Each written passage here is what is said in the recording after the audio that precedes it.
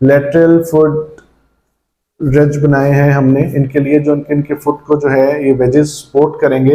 Patient को साथ साथ सिखा देते हैं कि ये किस तरह रखना है और ये कैसे खड़े होंगे।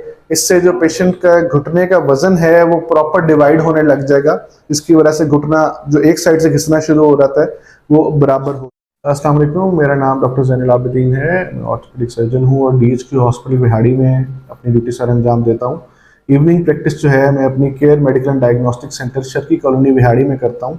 हमारी एक पेशेंट हैं, इनको घुटने के मर्ज में मुब्तला थी, जिनके लिए हमने इनको इंजेक्शन भी लगाया है और इनको घुटना जो था एक तरफ से बेंड हो गया था, उसकी सपोर्ट के लिए हमने इनके लिए लेटरल फुट रिज बनाए हैं हमने इनके लिए, जो इनके फुट को जो है ये वेजेस सपोर्ट करेंगे दोनों तरफ से।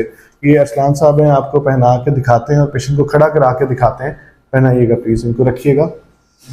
अभी इनका जूता जो है वो इस वाले सोल का नहीं है, वो हम मॉडिफाई कर देंगे, लेकिन पेशेंट को साथ साथ सिखा देते हैं कि ये किस तरह रखना है और ये कैसे खड़े होंगे।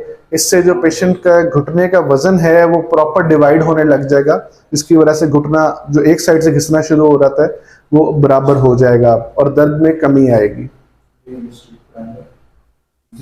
आप खड़े हुए हैं, आपको कितनी पेन है, कोई आपका वेट डिवाइड हुआ है?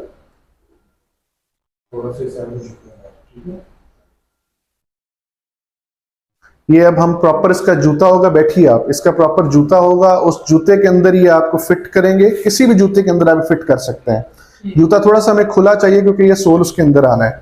और जब आप इसके ऊपर वजन देके खड़े होंगे तो आपके घुटने का जो वजन पहले इम्बैलेंस हुआ था वो बैलेंस हो जाएगा और ये बेहतरी की तरफ जाएगा इंशाल्लाह। ठीक है, चलो।